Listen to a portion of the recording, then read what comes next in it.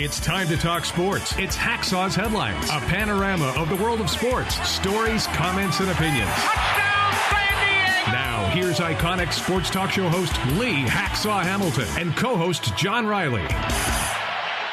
Who wants to talk baseball? We do. It's a Monday. Good afternoon, everyone. This is Lee Hacksaw Hamilton, along with my co-host John Riley from our studios in San Diego. We welcome you to bonus podcast coverage, San Diego Padre baseball on a Monday afternoon. John, only words I can use to describe the emotion of the community. He did it again.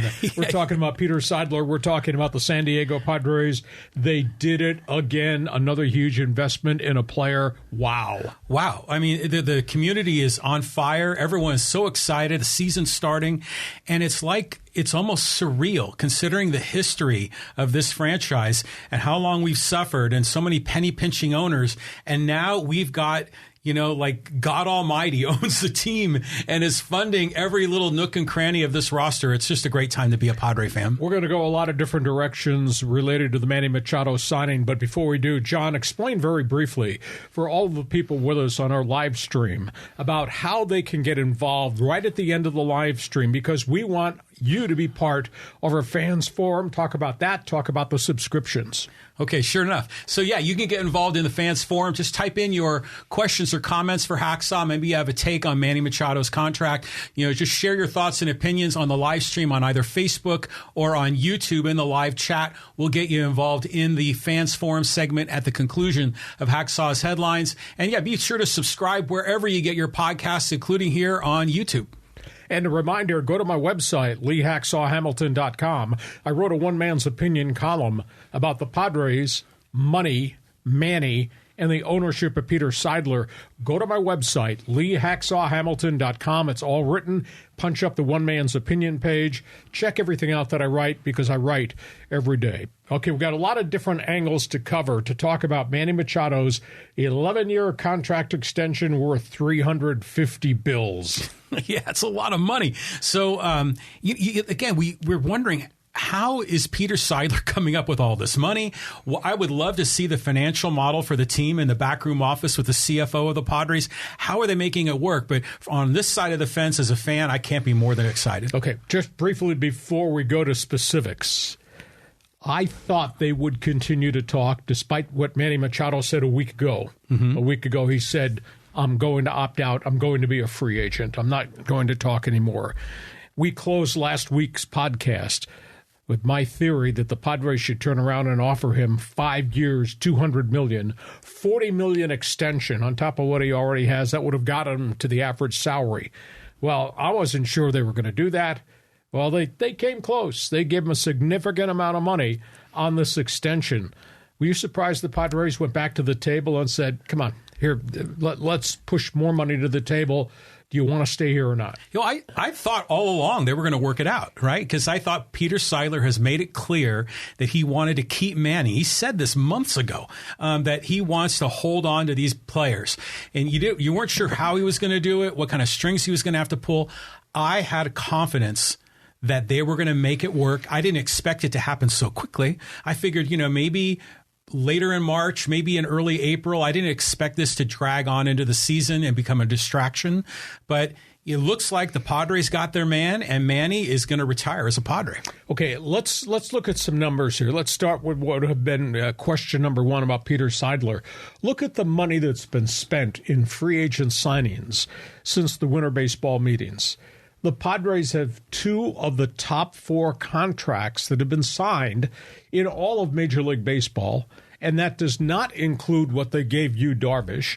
Obviously, it does not include what they gave Fernando Tatis prior, what they gave Joe Musgrove last year during the season, what they gave Machado the first contract he came here, and by what they started out with when they gave big money to Eric Hosmer and Will Myers. Enormous expenditure of money by owner Peter Seidler. Seidler does it again. But 2 of the top 4 contracts in baseball written in the last couple of months have come with a postmark that says San Diego. No longer small market San Diego Padre baseball.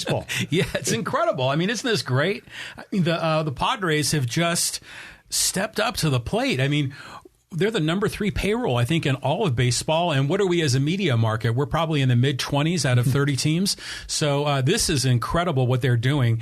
It makes you wonder, are they proving that there's a new way to manage a baseball franchise? Or is Peter Seidler just going into his own personal assets and liquidating them to get a championship here in San Diego? I'm going to detail the Padre Blueprint right at the end of our podcast because I have a segment here that I want you to pay attention to. Okay. In the history of Padre baseball, great owners. Oh, yeah. Ray Kroc saved the team from going to Washington, D.C., did spend an enormous amount of money in the era of Raleigh Fingers and all those guys. Ray Kroc, hero. John Morris, Larry Lucchino, hero. They bought the franchise from Tom Werner and the Terrible 15. They got Petco Park built. Here came Kevin Brown and all those guys. They did get back to a World Series. Hero 3, Peter Seidler, and what he's done in the last 36 months with Padre baseball, because now I think we can't wait for Brown October Padres World Series games. I mean, so we've had 3 real significant impact owners in the history of Padre baseball, and this guy's got the opportunity now to take this thing back where the other 2 owners led their teams, what Kroc did, what Lucchino and Moores did, World Series. Yeah, it's incredible. I mean, but just think about the San Diego sports and how many bad owners we've had here. I mean, going through the Spanoses and Donald Sterlings and Jeff Morads and Tom Werner. I mean, we've had a struggle here in town. It's wonderful to have one of the top owners in sports here in San Diego. Padres payroll, as of lunchtime today, $254 million. Padre overall number is $274. That pushes them over the 3rd tier of the luxury tax. So they're going to have to write some checks if they stay above 273. That's the top limit. Padres have now crossed that threshold. They have all season because the collective bargaining agreement says the tax is not determined till the final day of the regular season and what is on your roster. So the Padres, if they were to make a deal, if they were to shed some payroll, if they get a hot young guy and they move a veteran off the roster, they might still get below the 273 threshold. But right now, the Padres for the luxury tax number is at $274 million. That's not small market. No, it's not at all. And I'm curious to see what the actual numbers come out on the Machado contract. Because, when they structured Darvish's contract, they set it up so they could spend a little more money this year. Wouldn't it be interesting if Manny kind of deferred a little bit so they could squeak under that tax limit, that tax cap? I'm kind of curious to see if that's going to actually be the case. The luxury tax number is predicated on average salary per year. That's why Manny wound up with 11 years. So you take 11 years into the max total, his contract number is $31.1 million. It's not $38 million. It's not $40 million. It's $31.1 as it relates to the luxury tax. But I wasn't good in arithmetic. You were terrible in algebra. And I'm not going to confuse all of our viewers on the live stream about that. Just understand they've walked into territory they have never, ever walked into with San Diego Padre baseball with a 254 payroll and a 274 tax number. We'll see if they're done. We'll see if there's any more breathing room as it relates to make a trade at the trading deadline to make the final push to the pennant, to the World Series. Only time will tell on that. Let's go to the next question. Okay, so we were talking about Manny Machado as he's going to retire as a Padre. He's going to spend more of his years here in San Diego than he did with any of the other teams. Is he set up to be a Hall of Famer? Do you think he's going to retire with a San Diego ball cap in Cooperstown? He's already indicated that he believes, because Manny Machado has bet on himself. He bet on himself with a bold statement, I'm going into free agency. He bet on himself by signing this contract, the first contract in San Diego where they'd never done this before. He bet on himself again to bypass free agency, to go somewhere else, to be the cornerstone here. If he stays healthy, I see no reason why he would not be considered a Hall of Fame third baseman. His WAR numbers, wins against replacement, are higher than all the other third basemen that are in the Baseball Hall of Fame. So if he continues on this track, maybe the next 5 years, I think there's a real distinct possibility that we're talking Cooperstown. He is a career 282 hitter, 283 career home runs, 9 times All-Star. This guy has been a Gold Glover 3 times. His other numbers are they're rock solid consistent. And the other thing is, not only does he hit with power, hit for average, play Gold Glove third base, John, unlike you and me, he goes to work every day. John, he's played in his career, he's played over 150 games 9 times in his baseball career. So you got Manny from Baltimore, Manny for the brief tenure with the Dodgers, Manny cornerstone with the San Diego Padres. So, yeah, if you look at the raw numbers, and there's a consistency there, he's only been on the disabled list once, and that was back in 2014. And when you consider the wear and tear factor on players, what a phenomenal physical specimen Manny Machado is and what he's turned himself into. It's just, to me, he checks off all the boxes, superstar. Yeah, I mean, there's a number of layers to this, because on one level, this guy is physically is a specimen. I mean, he's a really tall guy. It's sometimes you don't really realize it, because a lot of third basemen, like Justin Turner, is actually pretty small. But Machado's 6'3". The dude is built. He takes care of his body. He's going to be a good long-term investment for the team. But mentally, his attitude and his, his self-esteem about how he believes in himself, he doesn't want to go on the DL. That's why when he twisted his ankle last season, he kept playing. And, he DH and he refused to go on the DL because it meant so much to him. A lot of other players would have just checked out for like 30 days, not Machado. Very impressive. When he got hurt at first base on that ground ball, I thought, I thought he might have dislocated his ankle initially when you saw how it bent. But I mean, he was out of the lineup for a while. Then it came back, and you could see in his gait trying to run, he wasn't totally healthy. But just an impressive player. And to me, and I think this is a subliminal part of the story, very much a change player. Next question. Okay, so let's talk a little bit about his earlier days, because he was in Baltimore, then he went to L.A. for a couple of months. But even in Baltimore, when he first came up, we were amazed at his talent, but he was still kind of framed as a bad guy. I mean, so he's changed, right? I think he's changed a great deal. Manny in Baltimore was a young star that got there at 20, and he had a lot of success. But the relationships between him and people within that organization got frayed. Relationships with the media were really bad. And I think by the time they got to the end of the run in Baltimore, people were glad he was going to be gone. Manny played well. Team didn't play well. Team was falling apart around him. He was kind of the last man off the boat as the thing was going down, because ownership let it fall apart and started to treat it like it was a small market team.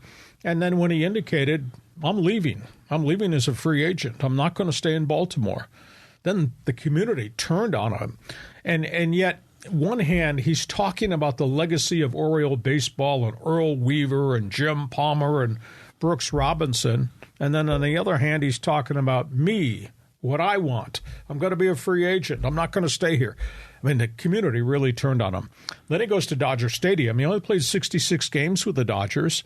It was a bold acquisition. I kind of thought the Dodgers were getting him to sign him to a long-term extension, because they always make deals to get superstars, and it didn't work out. And he didn't play well for a chunk of time. And then towards the end of the season, all this junk came up about how he conducted his business in Baltimore and didn't run out ground balls and took plays off, or just seemed lackadaisical.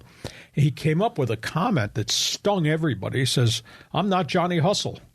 I'll do it when I want to do it. I'm not Johnny Hustle. And that offended so many people in Los Angeles, including everybody upstairs. And then obviously he was out the door as a free agent. There's not a lot of guys that walk out of Dodger Stadium and leave a real first-class organization. So there was a lot of baggage. And so he brought all that into the Padre clubhouse, and I looked at him and said, well, this is going to be interesting to see Did he sign here because he wanted to be here, or did he sign here because this was the only one that offered him $30 million per year on a 10-year, $300 million contract? And his relationships didn't start out real strong. I had a rocky relationship with him early, and I was kind of offended with his attitude towards me. And why? I'm just asking baseball-related questions. I think the thing that's confusing about Manny is a game comes so easy to him. He glides. Some people may interpret that as not getting dirt on the front of your uniform. The game is easy for him to play defensively, offensively, intellectually. He's just kind of at peace. And I think maybe people inherited his style just on body language, which I tend to think is really unfair. But I think he has really evolved in a different player, and I'll tell you why when we get to the next question. But your response to the picture I just portrayed about what it was like Camden Yards, Baltimore, what it was like Dodger Stadium, and kind of what he did, what he said at the end of each of his tenures. Well, here I am. I'm a National League West fan, right? And we don't see much of the American League at all. And the Baltimore Orioles were in the basement of the AL East. So I just heard about Machado. I saw some highlights about Machado. I hear people chirping about him, but I didn't really know much about him until he got really close to free agency and he became much more of a focal point. I think a lot of that goes to his youth, as far as not having fully grown up as a man. I think other parts of it is that, Baltimore was a bad situation for him, and he knew that. And this is kind of the era of, social media, and people are out there and they speak their mind, and he didn't pull any punches. Now, he comes to L.A. I mean, I kind of saw that coming because I think Seager got hurt, right? So they needed a shortstop. This Johnny Hustle comment, when it first came out, on its surface, it sounds terrible. It's especially for the old school traditional baseball guys, because you're indirectly mocking Pete Rose. I mean, of all people. When you're mocking Say and Garvey and all the other great Dodgers, are you not? Yeah, all of them too. So, but when you kind of understand Manny, you kind of get it, because he's not going to be there's some guys that will hustle in sort of a showboat way, knowing full well they're going to be out, but they just do it just to kind of do it. And he just doesn't want to play that game. So as he has come onto the Padres, we understand him more. We kind of get it, because he does kind of go to a beat of a different drum. And to your point, the game comes so easily to him. But we know that when there are big moments, Manny will step up, not just with the glove, not just with the bat, but also with the legs. He'll step up. And if there's a routine grounder to short and he's only going at 60% up the line, I'm not too worried about that. Okay, that leads to the next question, because I happen to think Manny Machado is a different player and a different person now. Oh, yeah. I mean, because remember that incident that happened, what was it, last year or the year before? It was 2 years ago, where he got into the argument with Fernando Tatis. And suddenly it seemed like the old Manny was arguing with the young Manny, in the dugout. So a lot has changed in his career. He's a new man. He's a leader on this team. He is, and I think for a reason that I'm going to point out. I think the arrival of Tatis as a budding young star, and how well Tatis was received in our community when he was doing everything right, his 42 home run season, when he came through the farm system, when he got here, how dynamic he was, and the fact that he was playing with personality and vibrance at shortstop, and Manny was at third base. And everybody was focusing the spotlight on Tatis, and Manny was kind of in the shadow. I think the arrival of Tatis made Manny Machado a better player. I think it really pushed him to the limit. Now, this is a guy with just an unbelievable world of talent, but I think he had to react because of what he saw from Tatis and the popularity of Tatis, and bingo, Manny took it to the next level, if there's a level you can take it to. And you mentioned a vibrant point about what happened in that dugout when Tatis was frustrated and throwing tantrums, and Manny got into his face, and the whole world saw it. I was anchoring on TV on KUSI, and I said, wow, look at this. Well, look at this explosion. Mm-hmm. I think he became a leader at that point in time, and he has become a spokesman ever since that incident. And I think now he's viewed very differently in that clubhouse. I also think the arrival of Soto coming from Washington as a potential big money free agent, home run hitter, etc., has just kept Manny on the straight and narrow that he's going to take care of his 5 square feet of real estate and play as hard as he can. But also now he's going to become a leader with all these other guys in that dugout, in that clubhouse. And I think Melvin's had some conversations with Manny because, as we've alluded to, there's nothing in baseball that Bob Melvin has not walked through, stepped around, stepped over, accomplished. We're talking about guys got over 1,300 career wins now. We're talking about playoffs, World Series, places that Manny really hasn't been at very often. I think that the communication between veteran manager as compared to the guys before him, the Andy Greens of the world and the guy that came after Andy Green. Yeah. It didn't work out. So I think this is a veteran leader who's seen it all, communicating with a third baseman who's accomplished all. I think there's kind of some type of chemistry there that works. So I think Tatis Soto and Bob Melvin have made Manny Machado a different person, if not even a better player. I think that's a good call, Hacksaw, because when he was in Baltimore, I mean, he was the star of the team. He's often talked about how J.J. Hardy helped him out on the left side of the infield because Hardy was playing short. But that team didn't have any stars. That team didn't have any, as far as I can recall, any big-time veteran presence on that team. So here you've got this one, superstar, young prima donna on a team of journeymen. It was kind of like an odd fit. Now he comes to San Diego. He can see that he can see himself in Tatis, and he can see that he can maybe help Tatis get through what he had trouble getting through. And then he's in a position now where they look up to him. The whole team looks to him. I mean, he's the captain of the team, even though he doesn't wear the C on his shirt. And then, to your point, Melvin is also another guiding point. So all these different players provide this equilibrium that allows Machado to be comfortable and to be stress-free and to go out there. And as he always says, I just want to play baseball. And that's what he does, and that's how he's getting paid. It's perfect. I was bothered when he made his announcement. We talked about it a week ago on our podcast here when he made the announcement, I'm going to opt out, be a free agent. I just didn't understand. Why would you do this at that point? Because now you can create a talking point every minute of every dugout session with the media. Why would you do that? And it just kind of bothered me because all of a sudden it started to look like Mr. Me, Myself, and I all over again. Kind of the same junk that was going down in Baltimore. And it's what all happened theater. It's theater, and I critiqued it as a theater critic.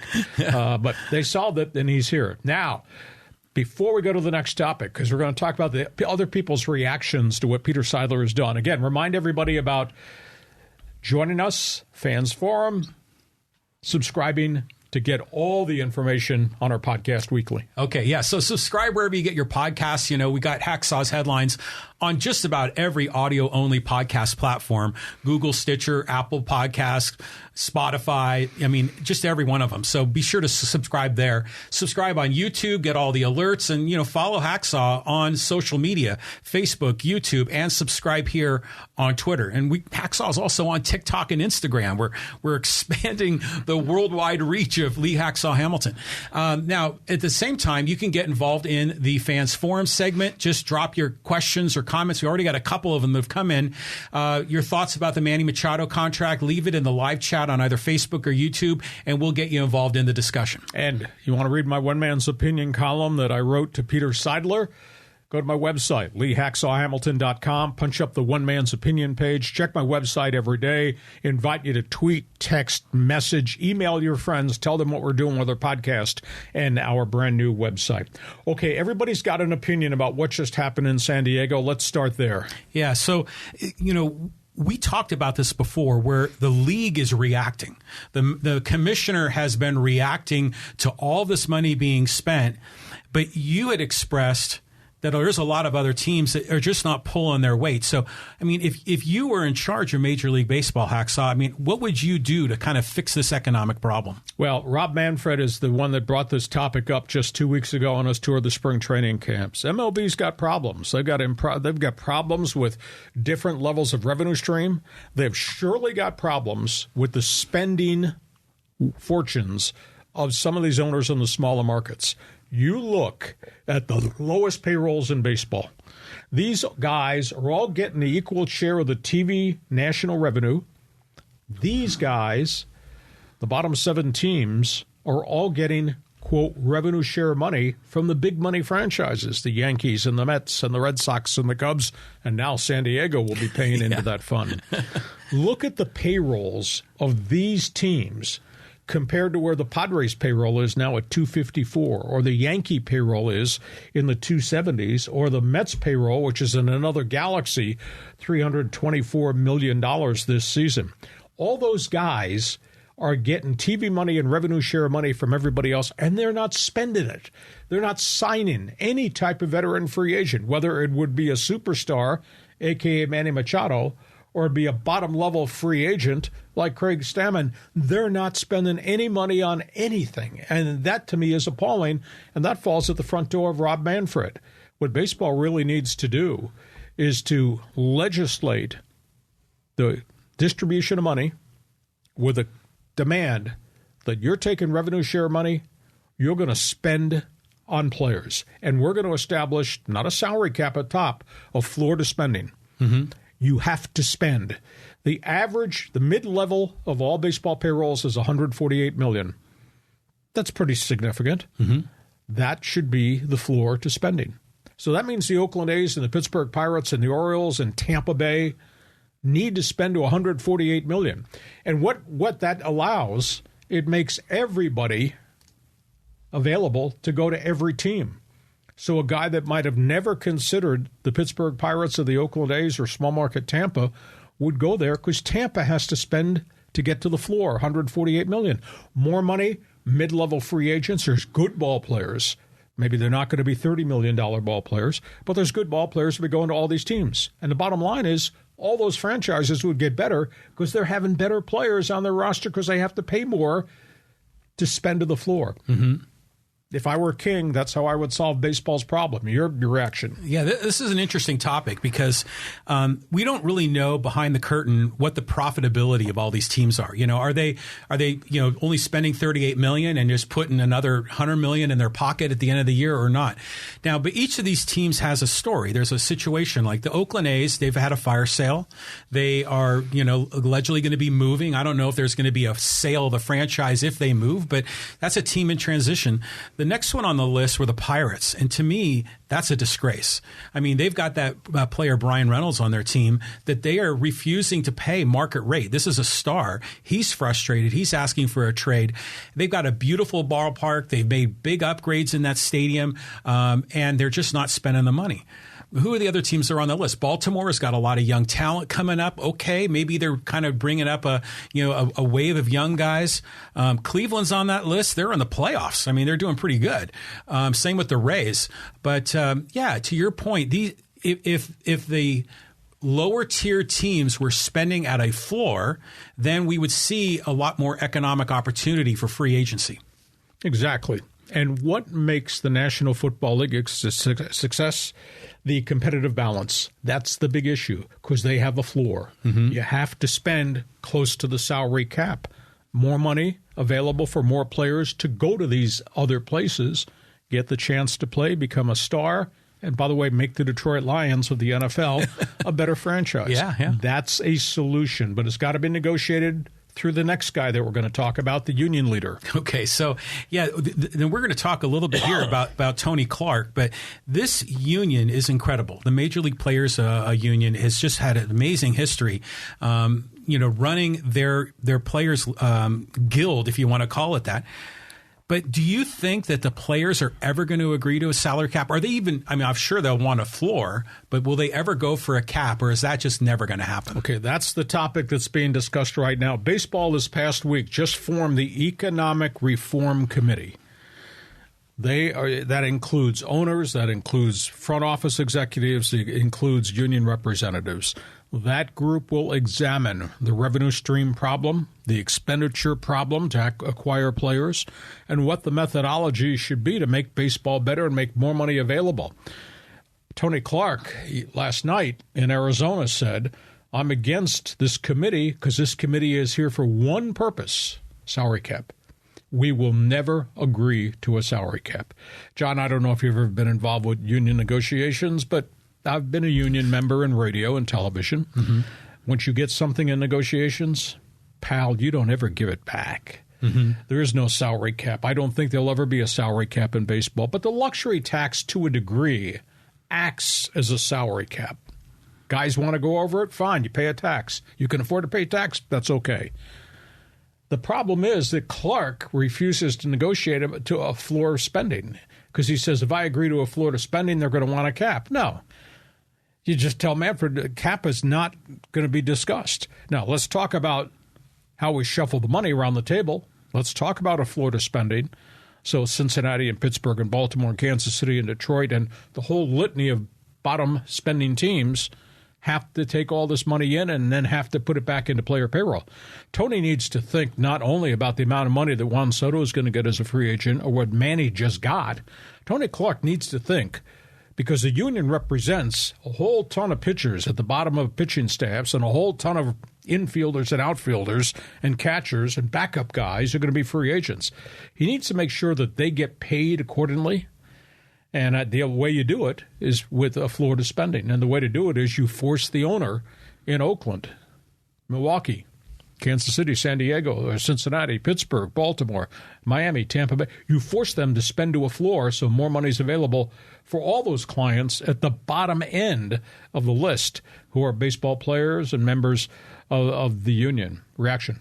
So to your point, I agree with you on the floor part. But as far as the cap goes, Major League Baseball is making so much money. I mean, there's so much revenue pouring into the sport. The cap will go up every year. Well, but even if it would go up if it existed. But when you have such floods of money coming in, it would be ludicrous for the players' union to cap their salary. So I can see why they would say that in their negotiation. But the situation is tricky because remember they were going to. It was the DH. Remember, they weren't sure if they were going to approve the DH or not because they wanted to use that as leverage in some of these negotiations. I mean, what levers do the players' union have to pull right now? Well, maybe you get rid of arbitration. That has already been discussed. We'll give you back arbitration because it doesn't impact a lot of players. It might impact 15 to 18 players per year. Most everybody who is arbitration eligible is now signing contracts with pay bumps rather than going to arbitration and maybe have a risk that it turns out to be a bad decision or maybe bad dialogue at the table during the course of the hearings and you offend Corbin Burns, the ace of the Milwaukee pitching staff. So they might give them back arbitration. Maybe they'll make some adjustments with the luxury tax. You know, luxury tax threshold has gone up every year as the gross revenues have gone up every year. Okay. So it's kind of, that is a pseudo salary cap, but it's continued to increase. So there's just got to be a common bond because they need to be in business together for the good of the game. It can't be open warfare every time they open the CBA. It is interesting, Tony Clark's closing comment last night over in the Cactus League was, San Diego Padres deserve compliments, not criticism for what they've done. Yeah. What Tony Clark should have said is compliments to Peter Seidler. I want to see Miami, and I want to see Tampa, and I want to see Kansas City, and all these other small market teams handle their business the way this guy has handled business in San Diego. Yeah, and the fans in those cities would fully agree with you because they want their teams to be competitive as well. But it is odd. I mean, with all these teams are making money at the gate. They're all getting TV revenue share. Now, granted, it varies because of these regional deals, but the revenue that's flowing into the Oakland A's or the Arizona Diamondbacks, I mean, that's still hundreds of millions of dollars. So how can they actually do business, you know, with $30 or $40 million payrolls? I mean, it just doesn't seem logical. It's clear that the owners don't want to win. It's clear to me that Manfred does not have the brass to call out all these owners that are putting all that money, as you allude to, in their pocket rather than investing it in star players. Okay, that takes us, we circle back, final question here, to the San Diego market. Go ahead. Okay, so we were talking about Peter Seidler and the things that he's done. I'm sure all the other owners are either angry that he's spending so much, making them look bad. Other owners are probably going, how in the heck is this guy doing it? And especially for us as fans in San Diego, how can this guy pull this off when all of our previous owners have never come close? Okay, here's the headline. Peter Seidler, terrible distaste for the word checkbook baseball. Peter Seidler's blueprint is this. I'm going to invest in my general manager, and we're going to spend an enormous amount of money in scouting. I call it boots on the ground.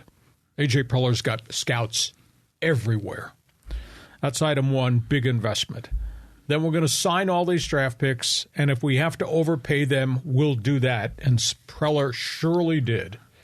He paid unbelievable amounts of money because it also included a tax penalty when he signed Adrian Morion. That's a $22 million investment 5 years in that really has not bore fruit yet. Mm-hmm.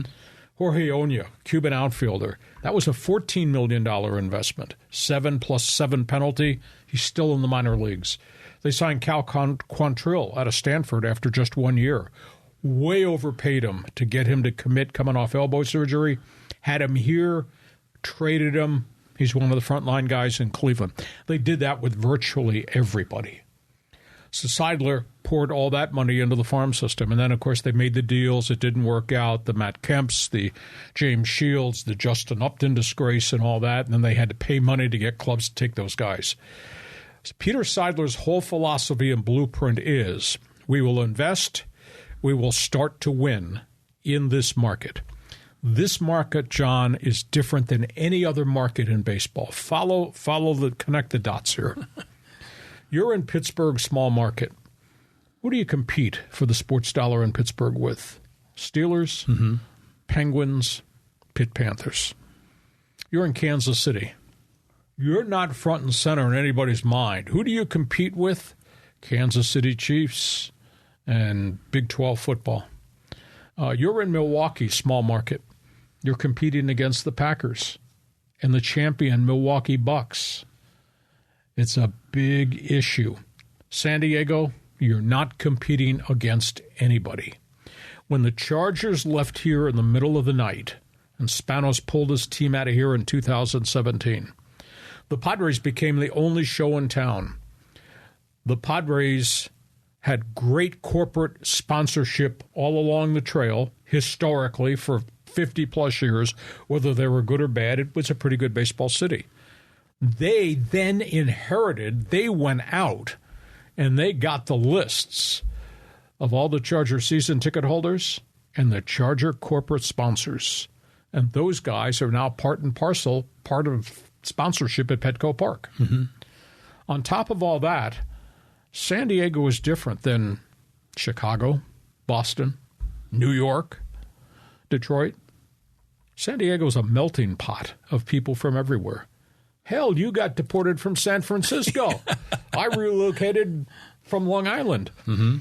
San Diego not only has its own hardcore Padre fans, but every time there's a road game that comes in here and they're playing the Red Sox, the Cubs, the Pirates, the White Sox, Mets and Yankees for sure. You think there are a few of their colors, their jerseys in that stadium? Oh, yeah. Everybody comes to see the team that they never left back home. Yeah, they may have moved here, but there's an emotional attachment to being a Yankee or a Met fan, and now I'm going to see the Padres play the Mets and the Yankees when they're here in the yard, and that's why you got so much.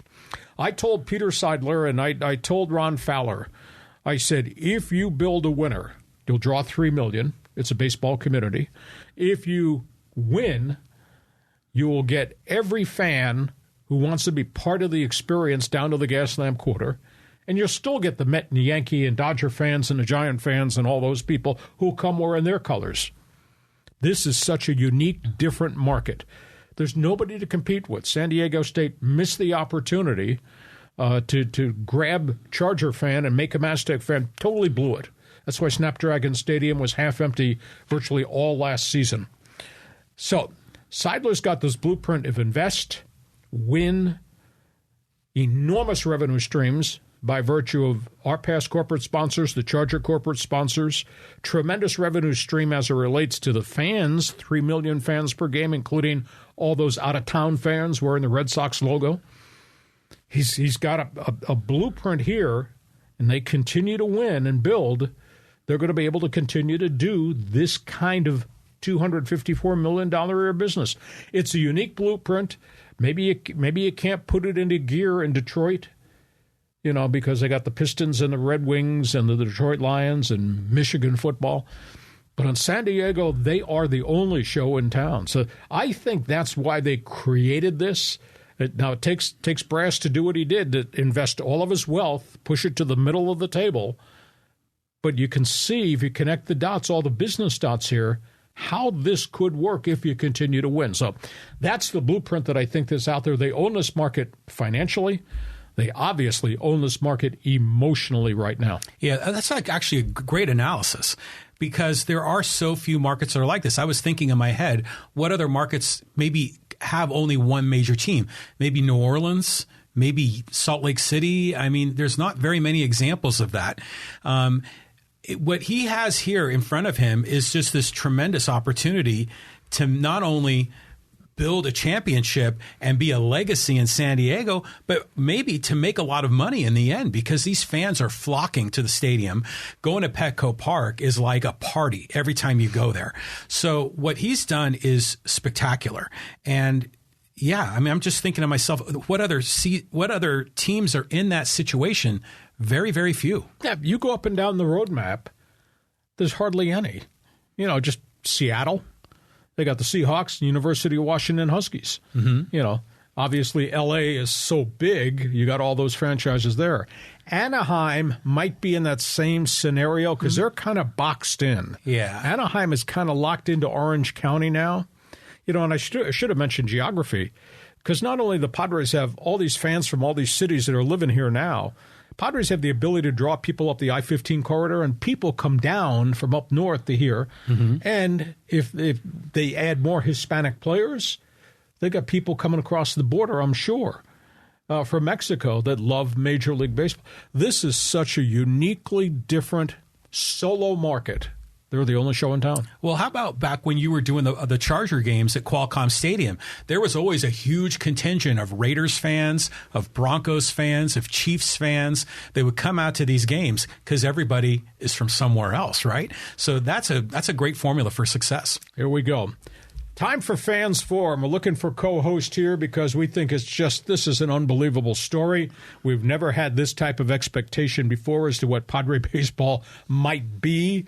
And the town has just been electrified by this ownership and what he has done. So you got questions from fans who want to make statements here? Go ahead, John. Okay, so let's get Emmanuel Najera here involved. He says, so it took $350 million for Manny Machado to change his mind about opting out. Good for Manny. Well, good for Manny because, as Peter Seidler said, Manny has earned this right to either opt out or ask for the magic dollar number because of what he's accomplished over the course of his career. Now, Manny came to San Diego, let's be very honest, just like Eric Hosmer came to San Diego. Let's be very honest, because they were paid an amount of money nobody else was going to pay him. Mm-hmm. So they came for the payday. Hosmer did not work out. Manny has worked out. Manny could have gone on the open market and elected because he was being given a state-of-the-art money, averaging 31-plus mil for the next 11 years with a full no trade. Stay here. I like living in San Diego. He wasn't going to get it going home to Miami, not with that Marlins ownership. And I don't know how many, maybe the Mets, maybe the Yankees would have done something, but that's living in New York, and that's a whole different atmosphere there. So Manny earned this along the way. So I don't begrudge him the money. I do think the money is unbelievable. I don't know what's going to happen with Juan Soto next. I don't know how many more $40 million deals Peter Seidler has in his checking account for Juan Soto. But at this point, we got 2 years to win this thing in the World Series before things could change along the way. Yeah. Well, do you remember when he said I was going to opt out? On Twitter, all the fan bases around Major League Baseball all had Twitter feeds with pictures of Machado in a Mets uniform or Machado in whatever team. Everyone was salivating for this guy, but it was all this game that was being played as they led up to this contract. But in our last podcast, you said that maybe, Peter Seidler is kind of tapped out. This is maybe all he has. Well, it looked like he had a little bit more or a lot more, $350 million more for Manny. Yeah. Now the question is, can they get Tatis? I know a lot of fans are thinking the sky is unlimited. We're going to get Tatis. I'm not Tatis, excuse me. Soto. We're going to get Soto, and we're going to get Ohtani, and we're going to get the whole world coming here. And I just kind of wishful thinking, but it makes you wonder what's next, because every time we've been surprised, and the more we keep getting surprised, the more we think that this is the way they're doing business. Well, it is. Understand that new math, which is foreign to me, and I know you know nothing about new math because you cut class to go have a beer.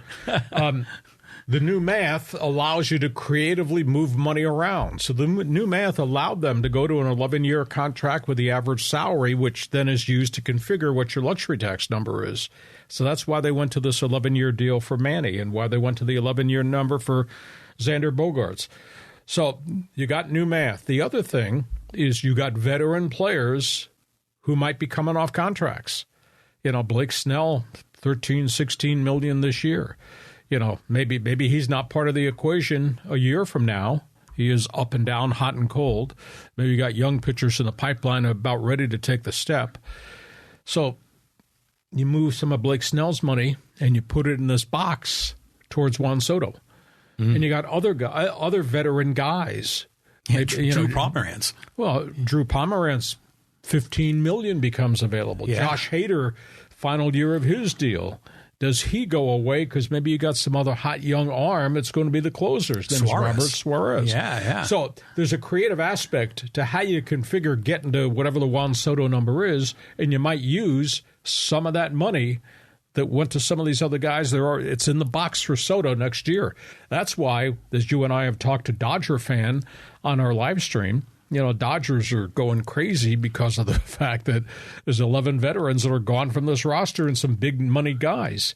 Well, that box over there is for Shohei Ohtani. Yeah, that's and right. Some of that Justin Turner money and some of that Trey Turner money and David Price money, that's in the box already for Ohtani. So there's creative ways to do these contracts. So that's something that we'll have to watch. Okay, let's move on. Next question along the way here. Okay, this one's from Ryan Kennedy, and he says, do you think Fernando Tatis Jr. has realized he got a wake-up call after his long suspension, or will he go back to his old careless ways? He truly has a special opportunity that a lot of people would give their right arm to be in after a lengthy suspension. Well, item one, you're talking about the maturity level of Tatis, now age 24, no longer a kid, and has really gone through a bumpy road here. It's all on him as to who he hangs with, what he does away from the field, what he does in his offseason. The fact that he spent most of the offseason here after Peter Seidler and A.J. Preller told him, this is how you're doing business going forward. And then Seidler he made this strong comment this past week when he talked to the media for the first time. Peter indicated that Fernando Tatis owes us. He has a responsibility to the organization, responsibility to the town, responsibility to the fans sitting along the third base line. So I think they're putting a lot of public pressure on him that you will walk down this road straight and narrow. Now, that's the whole personal part. The professional, can he stay healthy? Had a double and a home run in a inter-squad game yesterday. He designates hits against the Giants on Tuesday.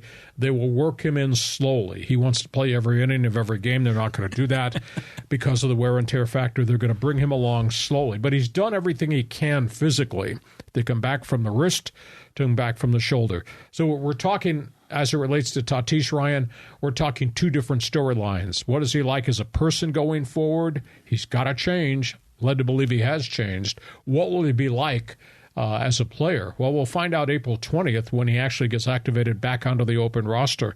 And also keep in mind there's another angle out there. He's drug tested 9 times a year now because he is a, quote, felon under the baseball substance abuse program. So he cannot step off the straight and narrow because if he takes anything and he tests positive for anything, from cold medication to whatever stimulants might be out there, he's in bigger trouble. I don't think he's going down that road. So we'll see what he is as a person, and we have to wait till April 20th till we really see what he's like as a player when he starts to play every day. Yeah, we're all excited to see him out on the field. But you had mentioned earlier that Tatis has made Manny a better player. But I bet you that Manny is teaching Tatis how to be a better man. And I think Nelson Cruz's impact, because they all come from the background of the Dominican Republic, and Cruz is really good clubhouse guy. He's not the player, obviously, he was in Minnesota. And he's coming off a really substandard season, but he's 42 years of age with the Washington Nationals. But he has a history of being a strong guy, strong presence to young Latin players in clubhouses, and the Padres have got a bunch of them. So there are people there that are going to be wrapped around Tatis, and hopefully Tatis will listen to them, talk to them, ask them questions along the way. Yeah, I mean, there's a great chemistry in that clubhouse that I think is going to make all of them better as individuals and collectively as a whole. I mean, this team is going to be fabulous this year. It's going to be great to watch. We have any more questions here you want to throw out here? We got a bunch of really good YouTube questions here. This one's from Rowdy up in here, and he's talking about, Bally Sports going broke, that whole thing. He said, Bally lost out on my money when they pulled from the streaming services, and now I stream it illegally. Well, you stream it illegally, but A, you might get caught, B, you might get shut down. So yeah, baseball's taking this thing under control. They've got 6 weeks to really set in place where they're going to go, how they're going to deliver the games to the markets, what the fans are going to be able to access to, subscribe to, etc. This is a really complex issue, and that's why I haven't really gotten deep into how you do the streaming and how you distribute it, etc. Baseball's got another problem because Warner Brothers AT&T, which is also a bidder on baseball rights, I think they have 6 teams, including the Pirates that I know of. They've just announced they're getting out of the regional sports network, and they have given their broadcast packages, AT&T is called, they've given them back to the respective clubs. I think Kansas City, maybe the Rockies, Mariners, I know the Pirates for sure. So baseball's doing a lot of stuff behind the curtain here because they got to solve this distribution issue going forward. And, opening day is just around the corner. So I think the negative right now is that these teams are taking a hit. They're not getting in rights fees from their regional sports network what they used to get. For at least 1 year, they're going to bleed. And then baseball is obviously going to I think they'll get this thing solved because they're smart people on Park Avenue in New York. Well, I just solved the problem for my family. I signed up for DirecTV today, and it was the promotion was $89 a month. It's month to month, no contract. They tried to sell me a box and a separate remote control for it. I was like, no, because it just sits on top of your internet connection like Netflix. So I'm going to be paying $89 a month, and I think after 3 months it goes up to $99. They always get you. But now I can get it streaming because we cut the cord on Cox like 3 months ago. So there is a solution. It's pricey, and you got to have a high-speed internet connection to make it work. So this is all this state of transition with technology. I think the dust will settle in the next couple of years. But Padre fans right now are wondering, where do I go? What's next? Well, we'll try to pass more information along as it comes. I just trust the commissioner's office and his smart people. They'll get this baseball thing resolved. Hey, listen, hope you have enjoyed our bonus coverage podcast on a Monday talking about the Padres and the whole Manny Machado story. Listen, we're here Mondays with bonus coverage. Our regular podcast is Thursday. Please subscribe so you'll get the alerts from whenever we're posting new things because we do things during every day of the week on our YouTube channel. And we invite you also to check my website, LeeHacksawHamilton.com. Please text, email, tell your friends about what we're doing on our podcast and also what we do with our website. John, we'll see you Thursday, and we're marching towards opening day down the road. It's going to be good this season. Looking forward to it. Have yourself a great sports week. Thanks for being with us on Hacksaw's Headlines. Join us again for Hacksaw's Headlines on YouTube, Facebook, and Twitter. And find the audio version on your favorite podcast app. Touchdown, San Diego! For more content, go to LeeHacksawHamilton.com.